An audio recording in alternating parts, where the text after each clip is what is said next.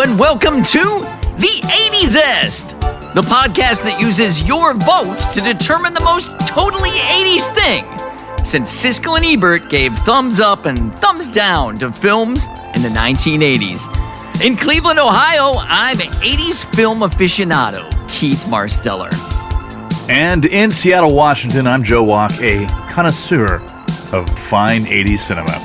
And this season, we're at the movies! Hey, Joe, how you been this week, buddy?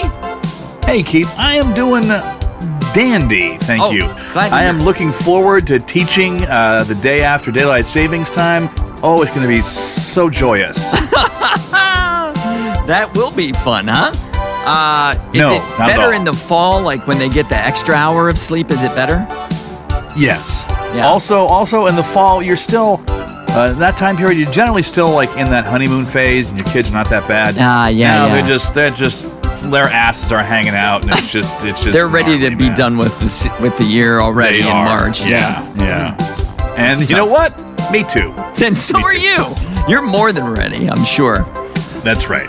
But speaking of things we're more than ready to do, man, are we excited to talk about these two movies today, right? Oh my gosh. Yes, most assuredly. I am weirdly excited to talk about both of these movies. Well, why don't you introduce today's show? Who are we talking about today? All right, so this week, our matchup in the first round of 16 Candles region is 8-seed Hot Dog, ... The movie Yes! versus the day has 9-seed arrived. A Nightmare on Elm Street. Yeah, not The Nightmare. Not Nope. Nightmare for sure. But Not some nightmares, A Nightmare on A. Elm Street. just A. Oh, man. So I've been waiting to talk about Hot Dog for a long time, man. And but, all right. Okay. We'll go through our due diligence here, and we'll start yes. off with the box office report. We're not just doing this for money. We're doing it for a shitload of money. All right, so our 8-seed Hot Dog, the movie. Yes. Oh, my God. I thought you had frozen up. That's so awesome. That was so good, Joe. Listen, I acknowledge punctuation and celebrate it, and I will not steal the limelight from that ellipsis. All right, yeah. So our buddy there, Hot Dog, the movie, budget of $4.5 million. Not a huge budget. Box office gross was $20.3 million worldwide. Yeah. It made its money back on opening weekend. It had a $4.5 million opening weekend. It only reached number 2 during its opening weekend. Yeah. But overall, it made a profit. It made, here's this number again, 4.5 times Yeah. 4 point. its original budget. Isn't that crazy? 4.5 million, and then it made itself back opening weekend, and then it made that. Yeah. And when you Just goes see to this show movie, numerology's real, Keith. when you see this movie, aren't you like, how did it do this? But we'll get to it. How did it make its money back, or how did they? Where did the money go? How did they get 4.5 times their money back on this movie?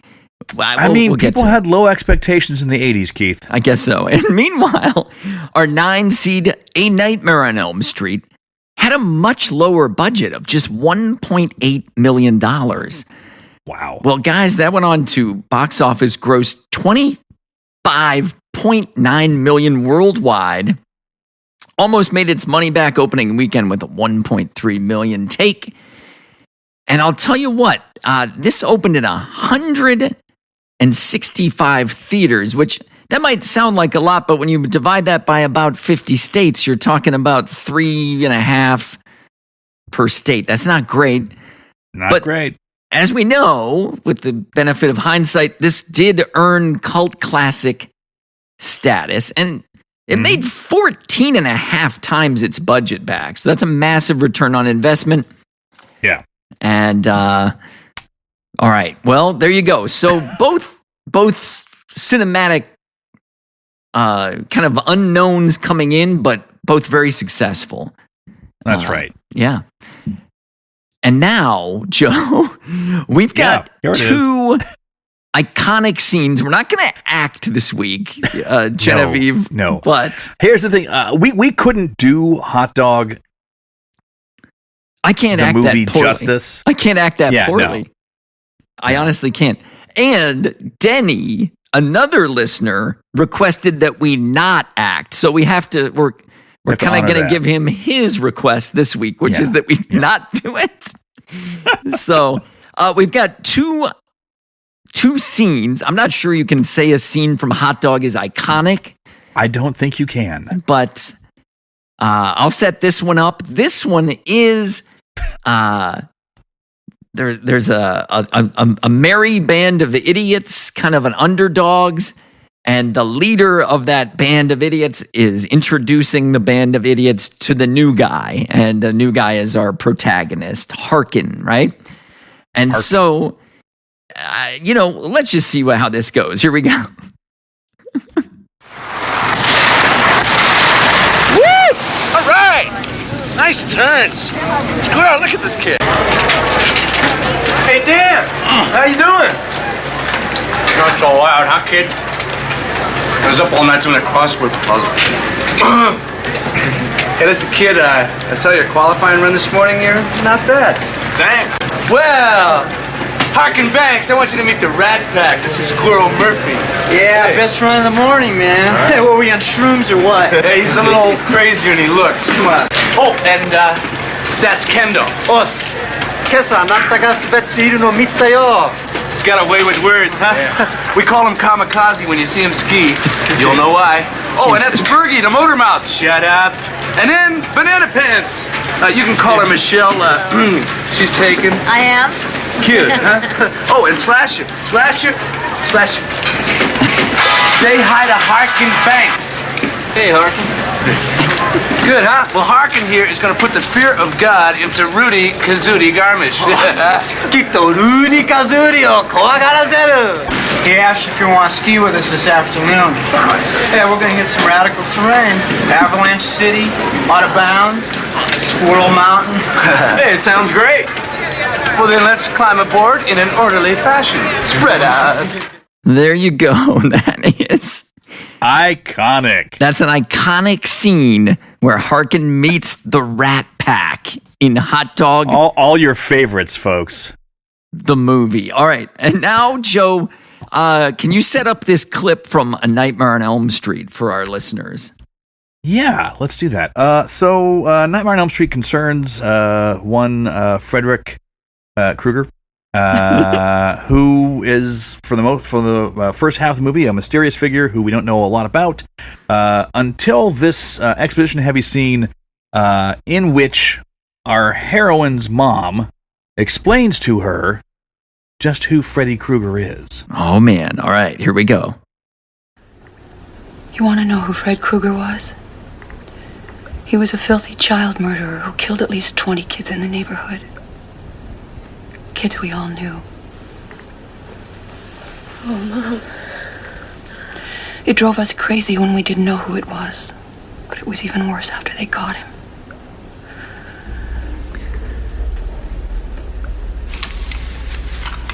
She's pulling his finger knives out of the furnace right now. Did they put That's him where away? you keep finger knives. Well, the lawyers got fat and the judge got famous, but somebody forgot to sign the search warrant in the right place, and Krueger was free just like that. What did you do, Mother? A bunch of us parents tracked him down after they let him out. We found him in an old abandoned boiler room where he used to take his kids. Go on.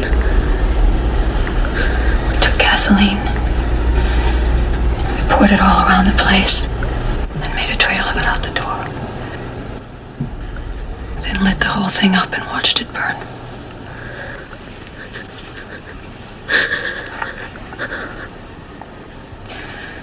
But he can't get you now.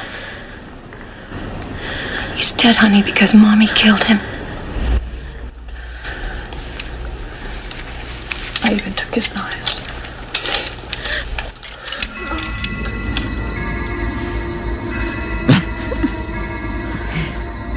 All right. Well, oh wait. So it's okay now. It's all okay now. as we know. You can sleep. We know that's not true, but No, don't do that. all right. Well, that is your box office report. And now, Joe, let's find out why these movies are here. Whose fault is this? The 1961 Ferrari 250 GT, California. My father spent 3 years restoring this car. It is his love. It is his passion. It is his fault he didn't lock the garage. All right, whose fault is this shit right now? Let's get into it. All right, let's take a look at our 8-seat hot dog.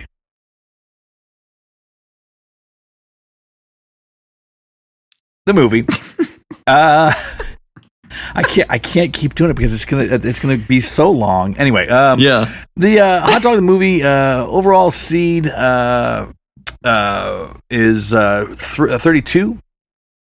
Keith, you had it rated number 11, so this was pretty high up This on your was list. high I had for it rated me, number 27. So it did respectably in my list, despite well, we'll talk about that in a second. We'll talk about it. Okay, Yeah. What about Nightmare on Elm Street? A Nightmare on Elm Street got the overall seed crowd rating of 33, so just one under. Just to re-emphasize, this is the exact center of our 64 movie field. 32 Right, it's against the hole in the 33. donut. I rated A Nightmare on Elm Street 30th out of my 64, and Joe, you rated it 39th. So we're in the same area code on where we thought this one kind of fell. So there you go. That's our ratings. This is the audience's fault, maybe a little bit more our fault.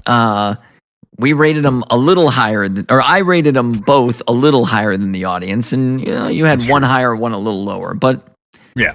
overall, we kind of fell in line with the audience, except maybe my extreme voting for hot dog, which we'll talk about why very, very soon. But first, let's find out if we like these movies. The first time I didn't feel it, but this time I feel it, and I can't deny the fact that you like me. Right now, you like me.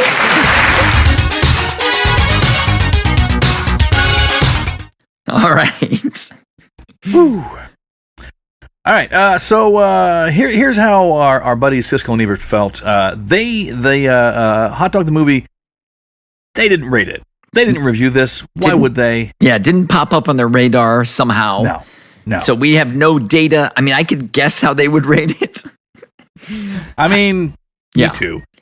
We don't need to bother. All right. So then, do we like it? Keith, do you like this movie?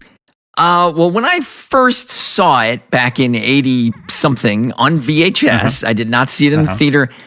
I laughed because of how bad it was and thought it was kind of funny. Now, I really, really dislike it. I do not like it at all. It is a terrible movie. Yes.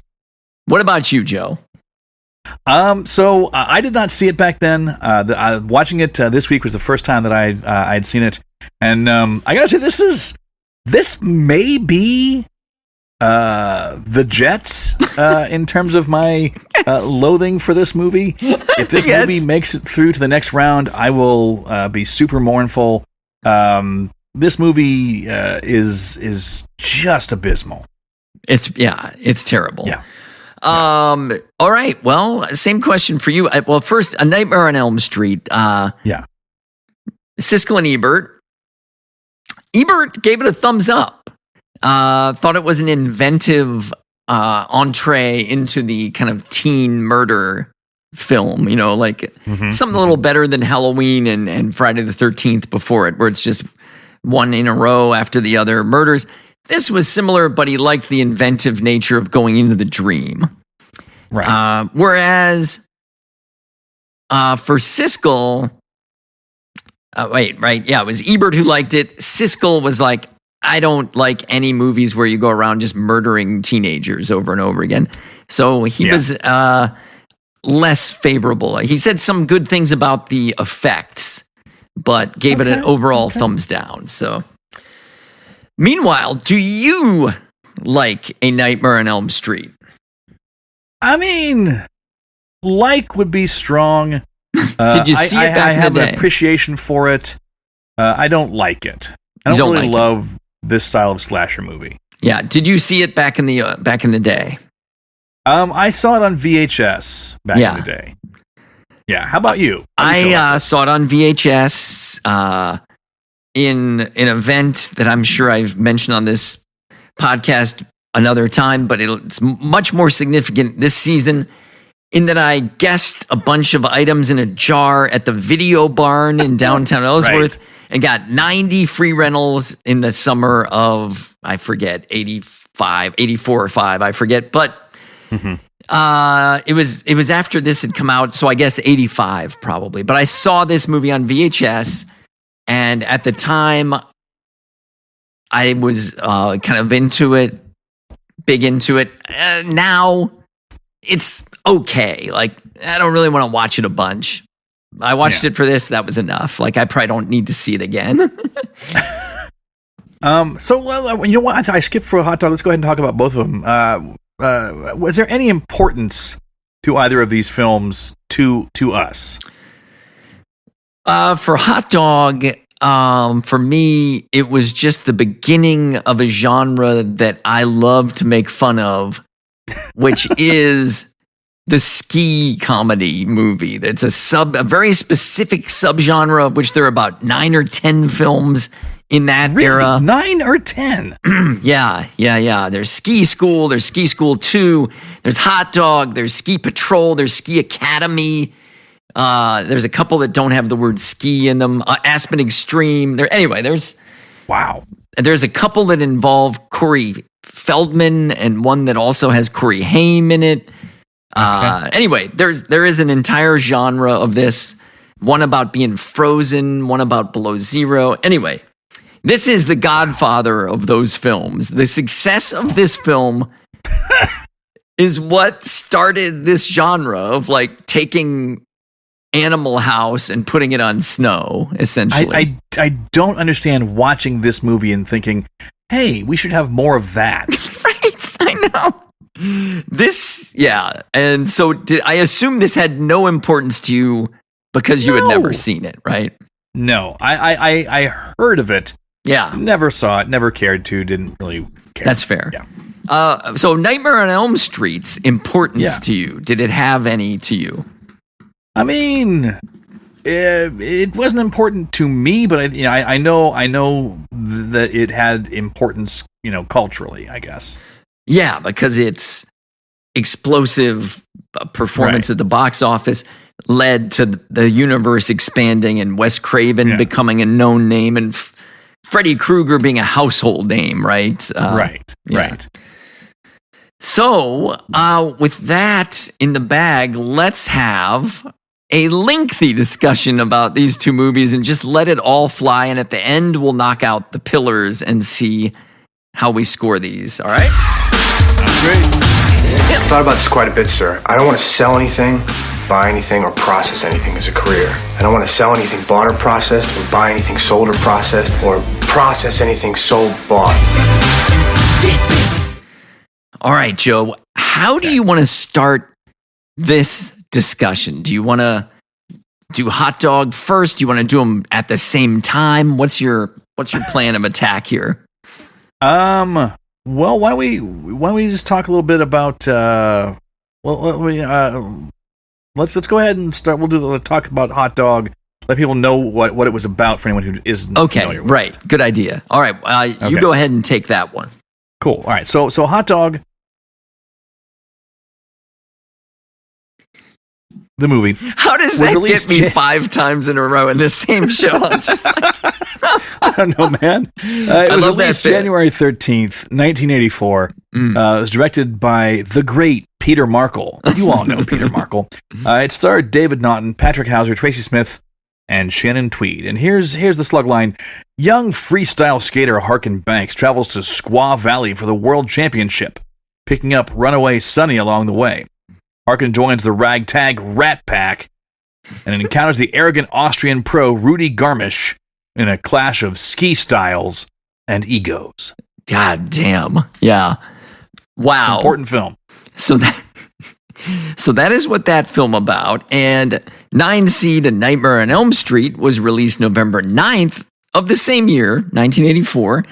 And that film was directed by who is now a household name, Wes Craven, and starred Heather Langenkamp, Robert Englund, Johnny Depp in his film debut, and a guy, Nancy's dad, John Saxon, who I recognized from maybe 70s TV, but I wouldn't have known his name. But the slug line for this, the basic idea is teenager Nancy Thompson and her friends become targets of Freddy Krueger, a burned child killer who murders them through their dreams as revenge against the parents who killed him. And so, yeah, for anyone who's seen that, that'll make sense. For those who might be listening and never have seen this, they're going to be like, how does he get him in their dreams exactly? Well, yeah.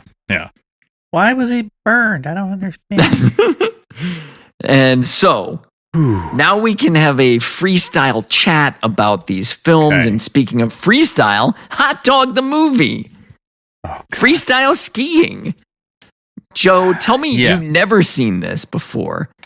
No. You want to share some behind the scenes about some of the messages I sent you while I was first watching it again for the first time since the 80s? I mean, you advised me that there was a scene I could probably skip early on. A wet T-shirt contest. Oh my God! And I thought, I'm prepared for that, and I was not prepared. It was much worse than I had expected. It was like creepy and predatory and like over the top into almost an orgy type sequence, and I was like, I don't remember this at all. I got to tell you, I fast forwarded through several scenes in this. Yeah. I'm like, I don't need to see this part, so I'm just gonna fast forward. Because there's a good 4 or so, or maybe 5 sex scenes, like graphically, like graphic. Yeah, the nudity is not only gratuitous, it's obnoxiously gratuitous. Yeah. Which is like, you would think as like a 14-year-old, that would have stuck in my head. I would have remembered it as like this big nudie flick. I had no recollection. I kept being continually shocked by like a hotel receptionist who comes out full frontal nudity, like to sign him into the hotel. It's like, did we need that? No. The answer is no. We did not need that. Oh my God! Dude. So. Other things I jotted down here just in general notes is that for me this seemed like the producers watched Animal House, and then took all the wrong messages from it. They're like, oh hey, let's just take all the gross bits and not worry about interesting characters. Right. We'll just have the gross bits and a lot of boobs. Tons of boobs. Yeah. So many boobs. And it's hard to overstate how bad the acting in this is, with the exception David Naughton is the only one who seems like he's ever acted before. Right. We know him from American Werewolf in London. And from the I'm a Pepper ads of the day. Right. Yes. To me, I'm not saying he was great, but no, he stood out above his cast members for being able to deliver a line at least. But it also seems to me like the writer of the film was like, oh, we've got David Naughton. Cool. I don't have to write anything for him. Right. He'll just make it happen. He'll improv it or he'll something. Create a character out of nothing because he's magic. David Naughton is magic. And so Marsha watched this with me and was just like, oh my God, like this is so bad it's worse than like a high school production or a middle school production. With the acting, really is just but not it's like they're reading it off cue cards. Yeah. It was there was no chemistry between anyone. Yeah, no one felt like they knew what they were supposed to be doing. Yes, direction is really bad. Can I just real quickly a note about Go ahead. the skiing footage, right? Yeah. So there's all these events happening at this competition. Yeah. And we are given no real context as to what's supposed to be good. No one sets it up. Except that you've got cutaways to the crowd where they're going, oh, ooh, ah. And it reminded me of the scene in Wet Hot American Summer where Ken Marino is diving in to save the campers, and Joe Lutruglia, and then the camera stays on Joe Lutruglia, and he's saying, "Yes, you're doing it. You're doing it." Like, right? Because they don't have the budget to shoot that scene. They don't have the stunt actors, right. So they just show someone's reaction of it. Yes. Yeah, and with this, the competition, I couldn't tell what was supposed to be good and what wasn't. It wasn't like they had people crashing all over the place. It's just like they all of the skiing seemed to do exactly the same, right. Except the ballet skiing, ski ballet, which what? It was so deliciously weird to see that, and Marcia was just like, "Did they make this up for this movie? Did ski ballet exist in real life?" And I looked it up. It did exist for a brief period of time in the 80s and 90s. It was an Olympic How coked sport. Up were people that they thought this is art? They put on real short skis and like spin around like figure skaters and do jumps, and like they use their poles to flip in the air. So imagine like all the grace and beauty of figure skating and then not ruin it. Yeah. You take all that out and that's ski ballet. And so, there's just so much going on. I was on a walk with my wife today, and we were talking about which way I was going to go on this. And I still, honestly, for the record, do not know which one I'm going to pick. So this discussion is going to help. Okay. But in the walking and talking, Marcia kind of helped me come up with the idea of, if we go back to week 1, because we're still real early in the season, right? Yeah. And last week we had 16 Candles, right? And Mad Max, the Road Warrior. And it seems clear if I asked you which one of those two is a more problematic watch nowadays, right? It's 16 Candles, right? Yeah, definitely. And so I thought, what about the idea? Because we don't have to make a huge deal about how problematic some of these films are, but I thought, what if we have the mantle and a side bit of the most problematic film of the season, and each week we see if one of these two can knock out the top contender, which right now, 16 Candles is the most current problematic movie. Oh. Does Hot Dog the movie, to you, unseat 16 Candles for most problematic? I would vote it does. It is more problematic. It's tough because it also does really bad Asian stereotyping, That's true. Not to the extent that 16 Candles, but it's there. And it does all this ridiculous like objectification and all that stuff. Yeah. I don't know. What are your thoughts? Is it the most problematic of the 4 so far? It's close. For me, it's a tie. It's a tie because it's problematic in a different way. I mean, people. I'm sure people didn't like think it was great at the time. At the time, I'm sure people were like, "Oh, that's a lot of boobs. That's pretty gratuitous. That's pretty gross." Yeah. It doesn't even have the funny parts that 16 Candles has to. That's right. There's nothing redeeming in this. There's literally nothing redeeming. But all right, how 80s is Hot Dog the movie to you though? Like when you watched it? Well, let's go through the pillars. Oh yeah, we can pillar it.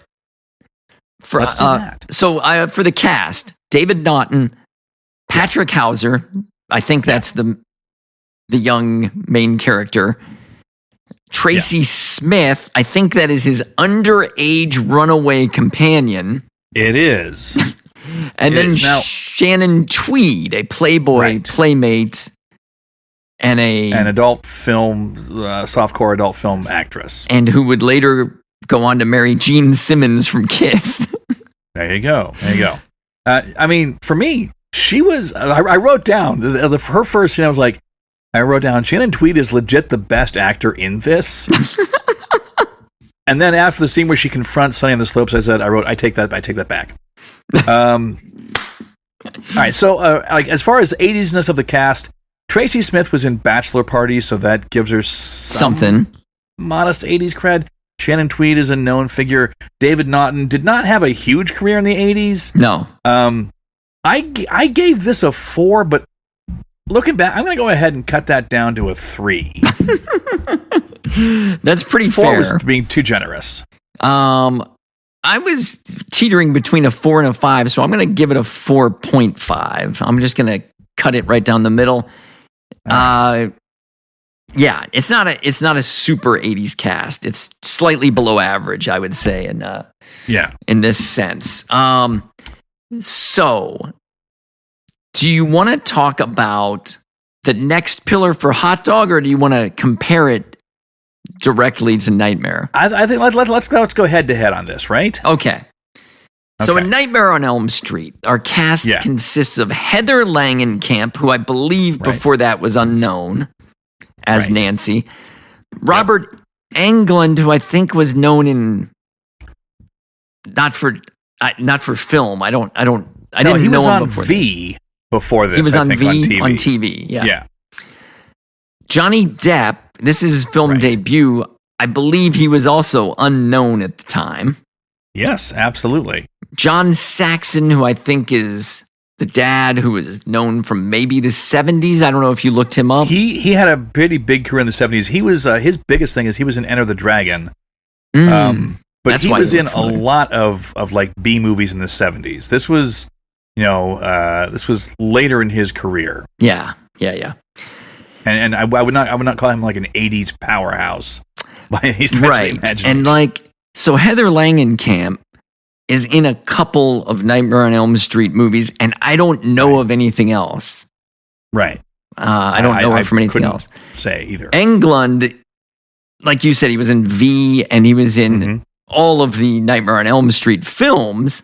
He became a cinematic icon, but not wide-ranging in other roles. And Depp, did 21 Jump Street pop out in 89?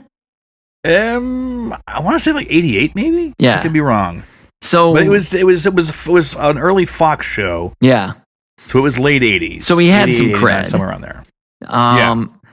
And I think between that and this, or between this and that, he did Platoon. He was Blink and the Miss, miss him in Platoon. One thing we didn't talk about is in a very small part as the sleep study doctor, we had Charles Fleischer, I didn't even notice him. Who is he? Who provided the voice of Roger Rabbit. Oh, I had no idea. That's a nice. I mean, I'm going to give you credit for a full. That's definitely a toid. All right, thank you for that. I appreciate it. Was Roger Rabbit in the 80s? Yes, it was the late 80s, mid to late. I missed. I think it was after 84 because I don't remember seeing it come up at all in this, and I think it would have. So yeah. So at first blush, it's not a super 80s cast, but because of this film, a couple of the people became known. And Depp, I don't put him in the top of the 80s icons. Like, he became a huge star later. You know what I mean? Yeah. So for me, I gave this cast a slightly higher score of 5. Okay, I'm going 4 on this. Okay. Because, I mean, most of the people who I would give points to for this is only because they did the other Nightmare on Elm Street movies. Yes, that's it. So there you go. All right. Okay. It's time to talk about the soundtracks, Joe. Okay. Hot Dog the movie surprised the living shit out of me, dude. There's this party scene, and seems all the way through. It's low budget, everything, and then all of a sudden, this party scene comes on, and you hear fucking Hungry Like the Wolf by the biggest band in the world at the time. Or, Duran Duran, what's happening there? I think they their $4.5 million budget. I think they spent like maybe $150 on actors, maybe like $3 million on cocaine, and then the remaining money went to pay for Hungry Like the Wolf. Hungry Like the Wolf, which was just a party track. It could have been any track, but it was the real version. It wasn't like some karaoke god singing a cover. Here's my actual theory on this. Go ahead. It's very possible. That what happened was the people who were putting out the soundtrack album for this, might have had other people on their label that they supplied. Because I seem to remember like that's how Back to School, for instance, they had some of the songs that appear on that were because it was the same company that was going to put the soundtrack album out. Ah, okay. I could be wrong. It's just I did no research on that, but that's my theory. Okay, that's plausible at least, I would say. Yeah. There's also an Al Jarreau song on there.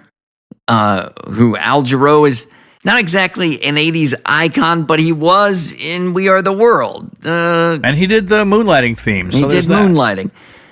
There's a guy named Mitch Ryder who did a song called When You Were Mine, and I was like, I've heard that song somewhere. I wouldn't say it's in all, it was never going to make it in our 80s music seasons, but I've heard it before. Right.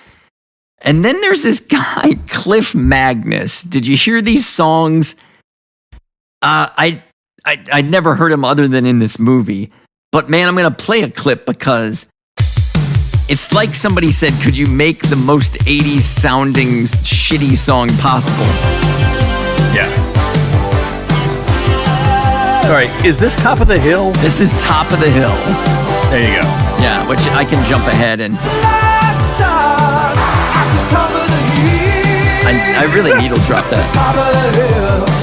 So there you go. I mean, like, you've heard enough. And then he's got another song in there called Hold On. And I'll fast forward to this one a little bit. All you have to do is stay with me. It's one of these songs that gives you the instructions for succeeding. You know that... like never give up, don't give in, hold on. Yep. And so it's crazy for me because I don't know, nobody listening to this knows these songs, right? Yeah, no. But they're so 80s. They're not famous 80s, but their style is 80s. So it left me a little bit conflicted on what to do about the soundtrack. What do you think about this thing? Well, the fact that Hungry Like the Wolf is in there, and then all the rest of the stuff, right? Well, not being big hits, they were very, very, very 80s, and very, very bad. I gave the soundtrack of Hot Dog the movie a 7. That's awesome. I gave it a 6, but I totally support your 7 for style and like for that. That's it. It's all style. It's all style, and then the inexplicable Hungry Like the Wolf. It's so crazy. Marcia did not believe that was playing in this movie. She's like, what's happening?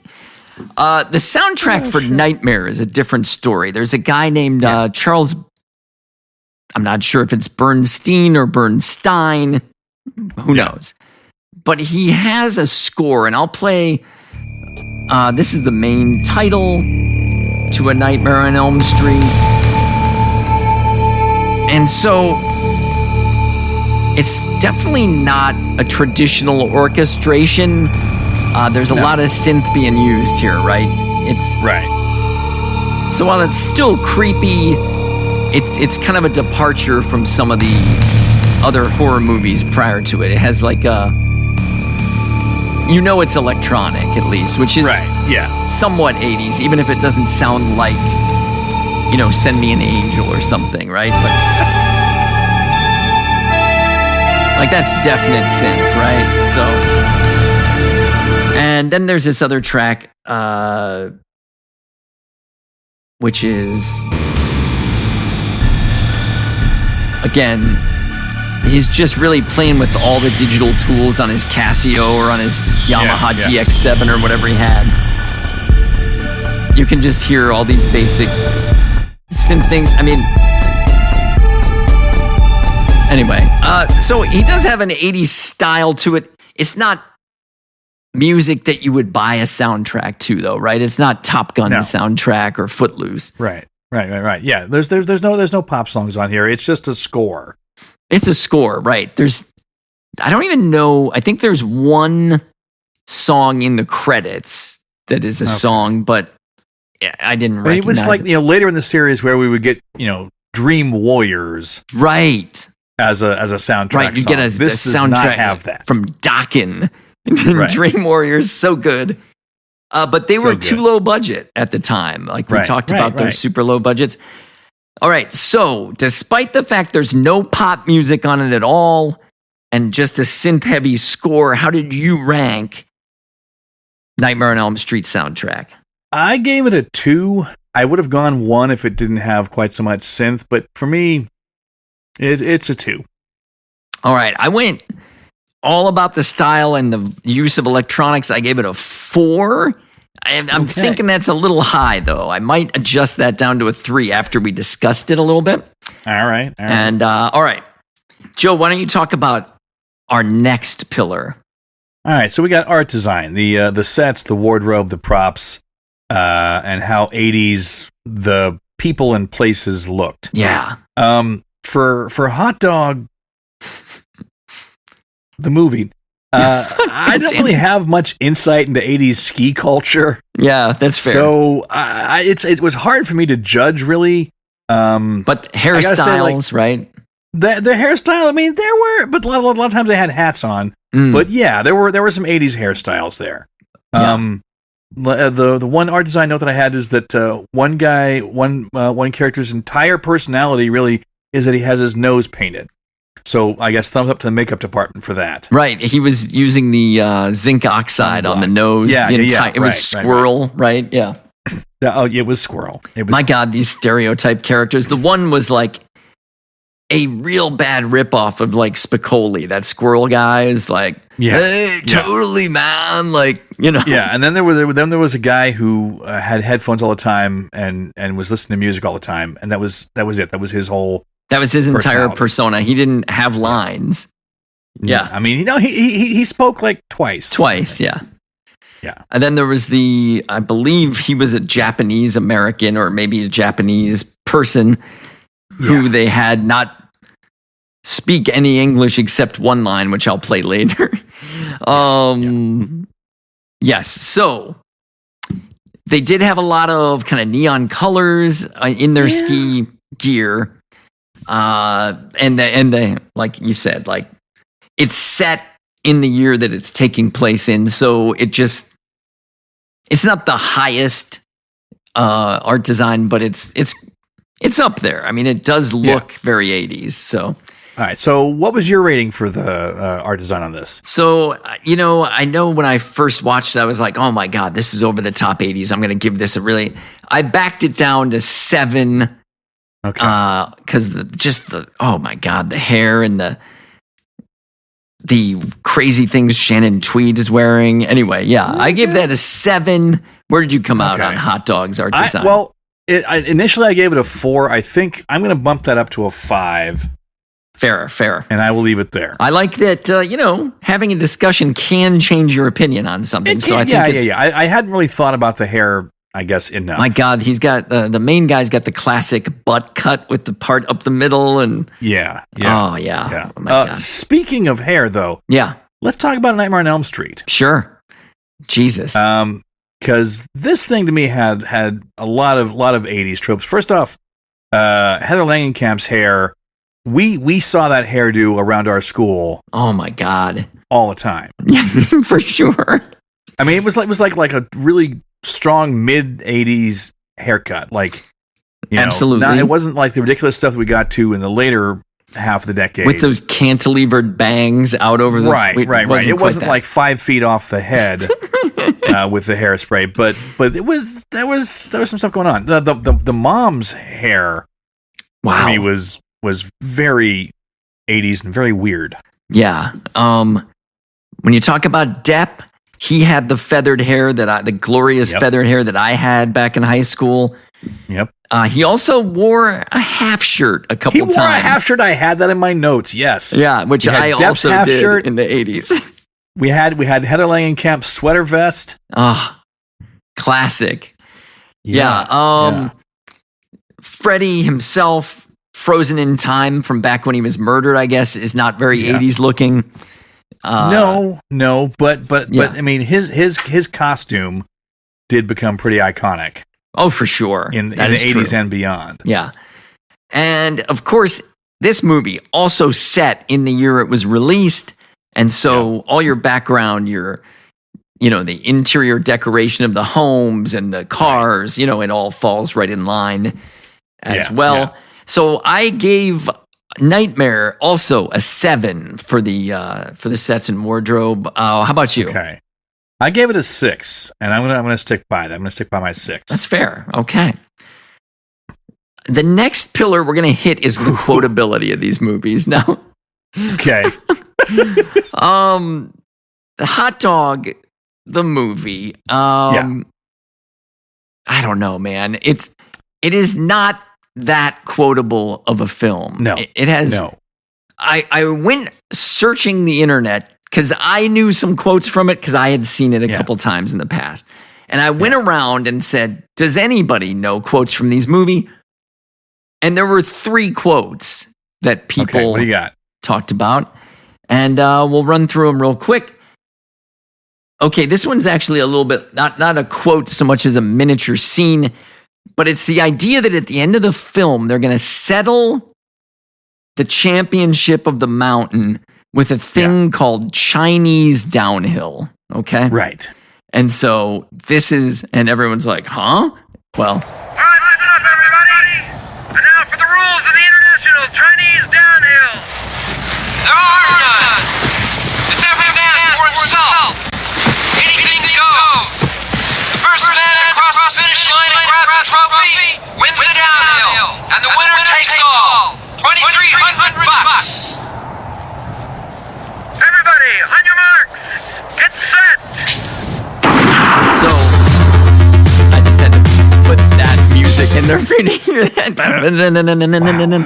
Anyway, I remember in middle school, I was quoting that line all the time. The Chinese downhill, from what I've read, has sprung into existence from this movie as a real thing in real life. Like it has became. So I gave it a little bit for that term being known around the world somehow. Yeah. Then, just to show your Asian racism, we have the one line that Kamikaze speaks in English. Yeah, it is the only way. Chinese downhill. Here it comes. Chinese downhill. No, here it comes. What the fuck is a Chinese downhill? So there you go. What the fuck is Chinese downhill? People on the internet apparently love quoting that, I guess, because they love racist tropes. But also, the bonus you got was to hear the terrible German speaking Austrian accent of... Yeah, it is the only way. Not the most quotable, but people on the internet know this one. And then finally... Okay. I don't want to say it's a funny moment, but it might be the best moment in the film, I guess, when the villain chides the Rat Pack for skiing in the middle, and he says, you guys ski on the sides, right? It's this one. Yeah. Back out! Back out! Hey! Rudy, you're a goddamn low-life cretinous slug! Just get up, Bacayaro! You people, stay out of our way. You may ski on that side or on that side, but stay out of the middle here. Hey, Rudy, you can kiss my ass. Not on this side, not on that side, but right in the middle. So, I went looking for quotes, and I'm going to adjust my rating for this on the fly after listening to these quotes down to a 2. I'm going to give it a 2. That's what I got too. I rated it a 2. Here's the lines that I wrote down. Go ahead. Rotate on out of here, Jack. That's pretty 80s. Is something that Sonny says. When they're showing how clever David Naughton's character can be, they came up with this gem. Rudy may be a great skier, but he's also a first-class asshole. and then in the end, right after the Chinese downhill, and after Harkin wins the Chinese downhill, Rudy says, "We'll meet again in Hot Dog 2." Yes, I wanted to bring that up as an extra because there is not a single shred of fourth wall break in this entire movie. Yeah. And he doesn't say it to the camera. He says it to the guy. To Harkin. Yeah. He comes outside of the film and says, "Hey, I'll meet you again in the sequel to this film," which was just such a weird fucking choice that we rewound it to make sure that that's what he said. Yeah. Wasn't worth it for me to go try to find that clip to capture it, but no. But yeah, so the less time you spend with this movie, the better. We agree that this is not a super quotable movie. No, it's a 2. Let's talk about A Nightmare on Elm Street. Yeah, let's do. I grabbed a few quotes. What did you come up with on your quotability? Right, so I have Rod, the boyfriend who is accused of murdering Nancy's friend Tina. Oh yeah, is introduced. In his first scene, he gives the insult "up yours" with a twirling lawnmower, which that's not an insult we used. And then when Nancy has started to lose sleep in a scene with Johnny Depp, she says, "Oh God, I look 20 years old." And then the one line that I feel is actually quotable, was in the trailer, right? And it's her on the phone talking to Johnny Depp, and she says, "Whatever you do, don't Meet me at my porch fall asleep." Oh, and meanwhile, whatever you do, don't fall asleep. There you go. Spoiler, he did. He did. And he paid for it. Holy crap, that scene. I mean, obviously it's shot in an upside down room, but so much blood. It's like 20 times the volume of human blood. Yes. It's incredible. It's ridiculous. One of the things that struck me that I remember, I used to sing this with our friend Steve Bevilacqua, was the girls jumping rope who had this.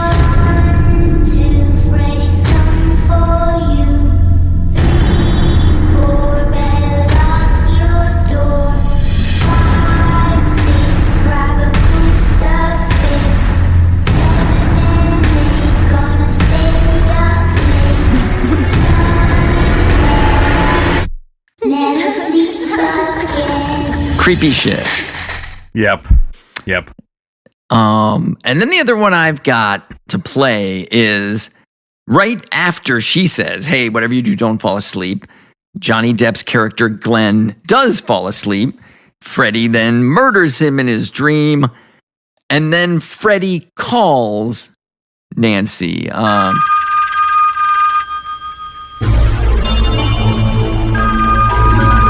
In an iconic moment, the phone, not the receiver, but the sender. The phone has been unplugged.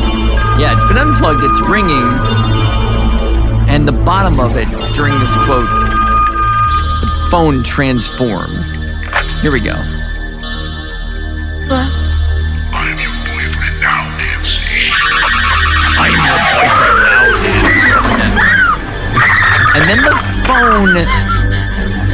The part you'd speak into turns into Freddy's tongue, and he attempts to French kiss her. Yes. Disturbing. It's pretty gross. All right, so compared to Hot Dog, the movie, or compared to any 80s movie, how quotable do you have A Nightmare on Elm Street? I mean, not incredibly. I gave it a 4. Okay. It's not a super quotable movie to me. It's not. It was after this one, like in Nightmare on Elm Street 3 and beyond, where they turned Freddy into a one-liner machine. Like right. You would have, how sweet, dark meat, and stuff like that, which we'll talk about that, some other time. Some other time, yeah. after listening to these, and then I'm realizing I can't really come up with much more. I'm going to give this an average amount because I could generate like 4 quotes from it in my mind. So, I gave it a 5. We'll give that a 5. Okay. And Joe, this is the part we really got to talk about. It's the themes in these films, right? And how 80s these themes are. And in Hot Dog the movie, what themes did you identify? I mean, so, slobs versus snobs kind of movie was pretty big for a lot of the 80s. So it had that. I mean, skiing as a theme, I guess. Sex as a theme. Yes, underage sex, coming of age type. Yeah, I mean, it didn't have a lot of themes that I consider like big time 80s themes. So I gave this a 4 in terms of themes. I love I guess I may have conflated themes with tropes, and because I ended up giving this a much higher score of 8.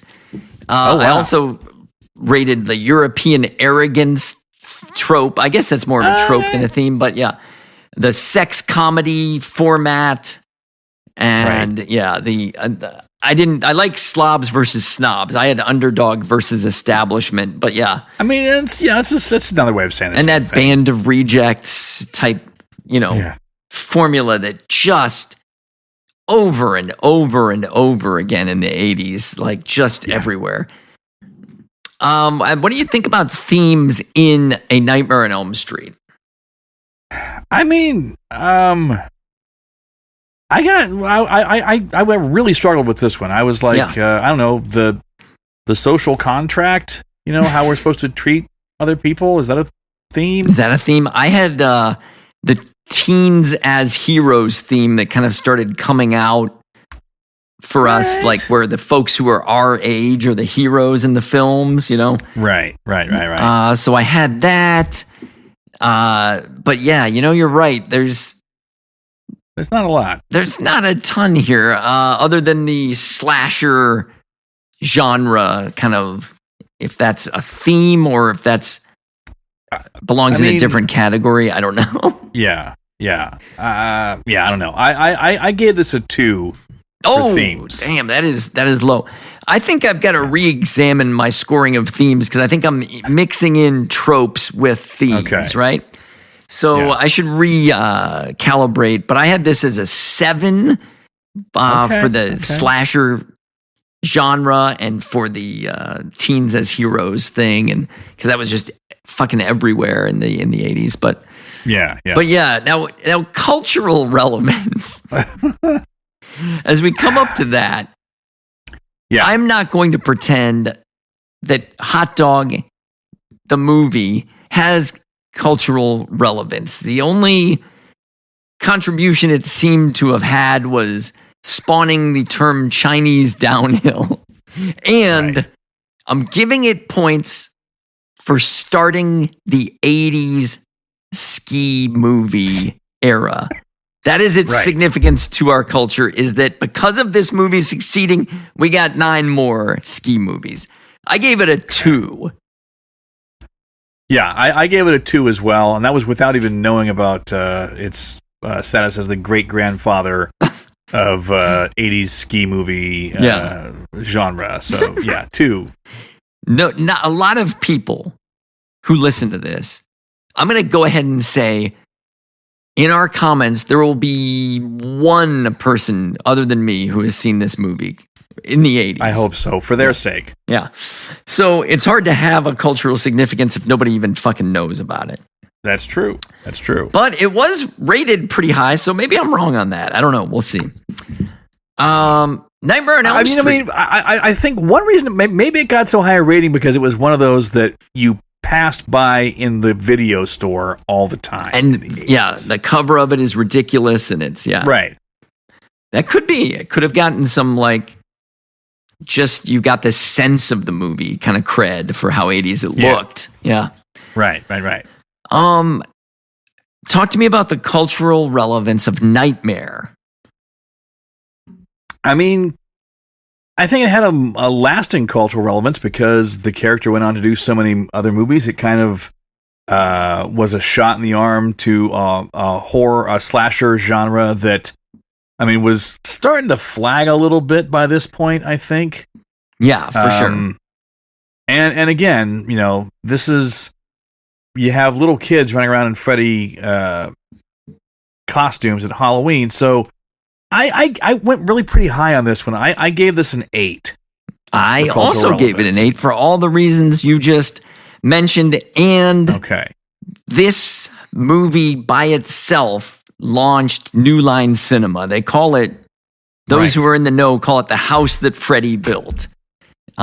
With this success, and then the continued universe of, I don't know what it's up to, 10, 12 films. I mean, I could not say. Freddy versus Jason. So many. You know, there's like a TV series, probably, and stuff, and just a ridiculous. So amount of everybody movies. knows Freddy Krueger. Like if you say that, everyone has an idea of the iconography of this guy with his finger knives and right. There's a picture of me and Steve Bevilacqua during door decoration around Christmas in our high school, where Steve was a bit of an artist, as you might remember, and he drew Freddy Krueger, and Freddy Krueger's sweater is green and red, like Christmas. Right. And so we did, at the time original, now very well trod, Santa Claus with CLAWS. And, with a menacing Freddy Krueger, and we put that on a door, and then we got in trouble. Is there a picture of that in the yearbook? Yeah. Yeah, okay.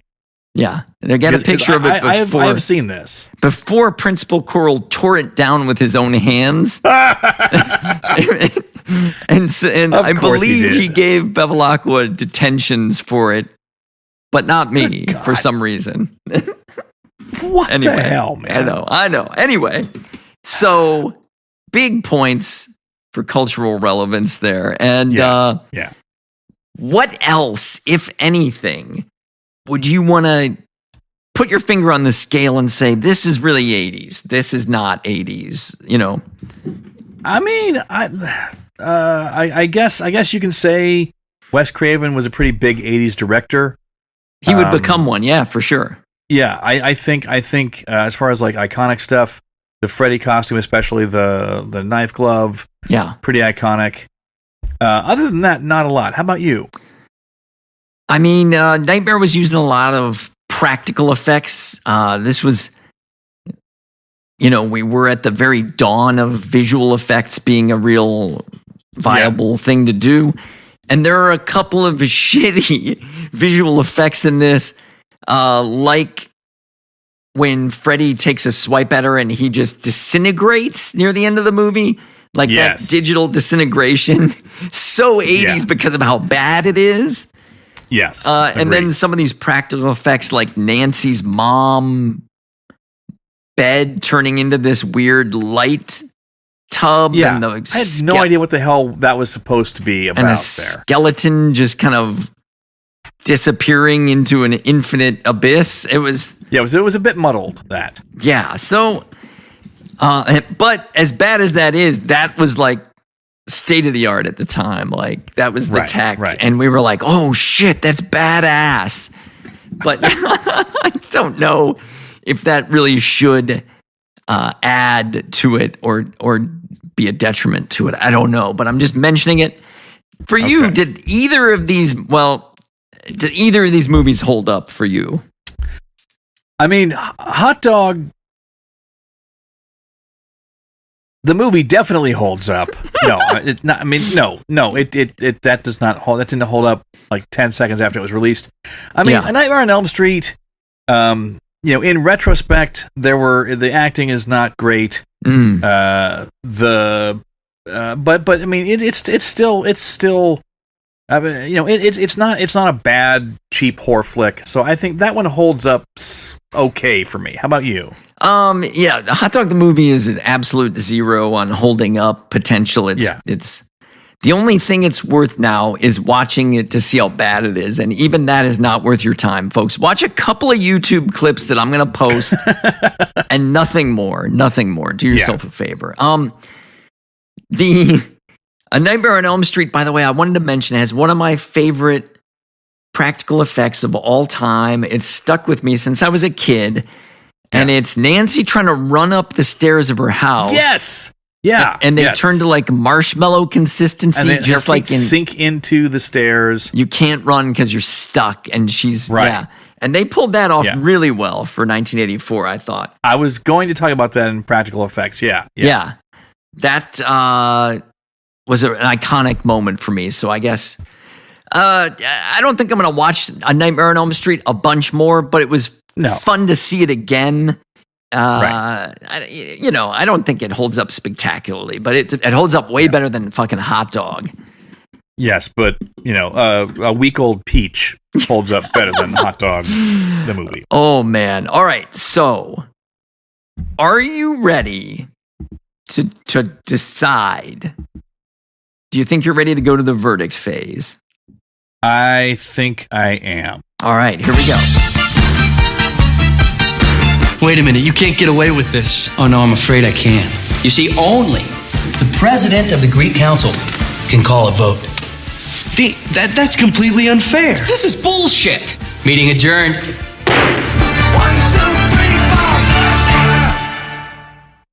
4. All right. Joe, our favorite this week is an 8-seed hot dog. Okay. The movie, I had to do it once myself. I get it. And that is an even number, and that means today you will render your verdict first. What say you and why, my friend? Okay, so I'm running through my scores here, and I did not do a total final tally. Yeah. But Nightmare on Elm Street is winning in every single category for me. Okay. Sometimes by a lot. So I'm going A Nightmare on Elm Street as the more 80s movie. That's my choice. That's fair. I changed some of my numbers during this. So I had them tabulated, but I had to retabulate right now.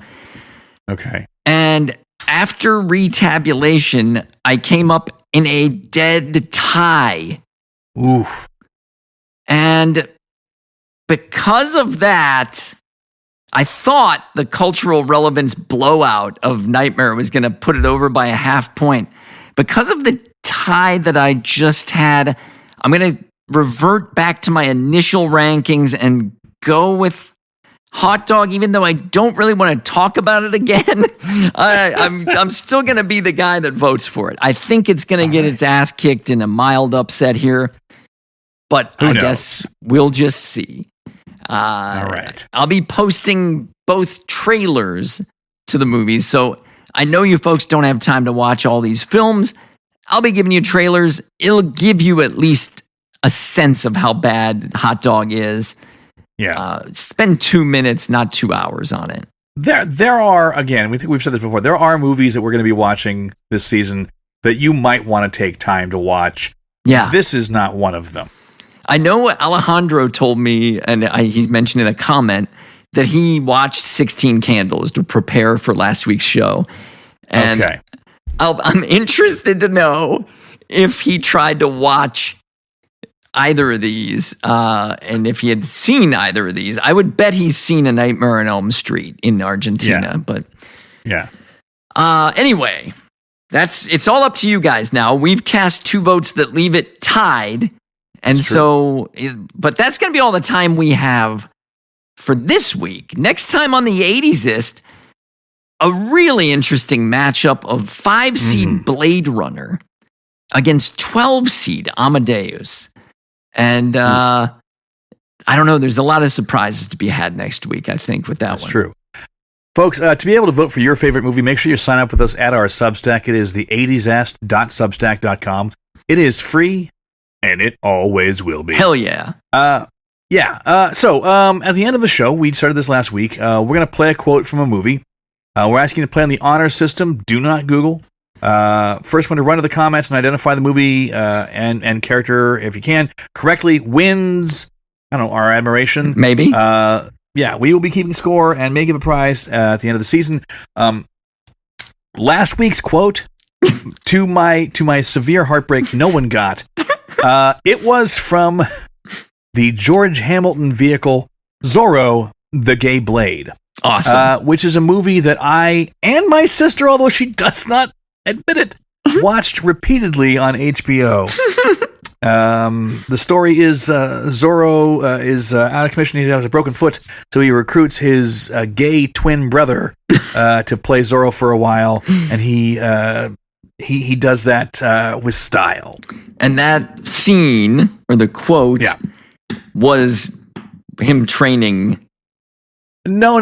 That scene was he is being confronted by his nemesis, the alcalde, the mayor of the town, who is an old friend who has turned kind of evil. And after Zorro breaks his foot, the alcalde comes to his house and asks him why he wasn't at his party, and tries to figure out that he's Zorro by having him run around on what is a broken foot. Oh, I see. Okay. And then there's this whole running and jumping and and then walking and running and jumping in place, and then walking and running and jumping in, which was part that stuck with me all these years later. That's hilarious. Well, we'll give you another chance this week. Can somebody get this quote, which, again, spoiler, is a film from the list of 115 films. It is one of those. So, all right. Well, that is going to be all the time we have for today's show.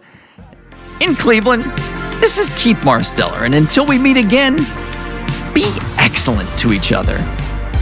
And in Seattle, this is Joe Walk. Thanks for listening. Tune in again next week because we'll be back.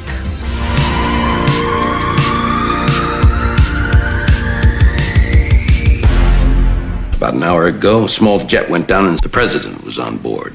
We need him alive. I don't give a fuck about your war or your president.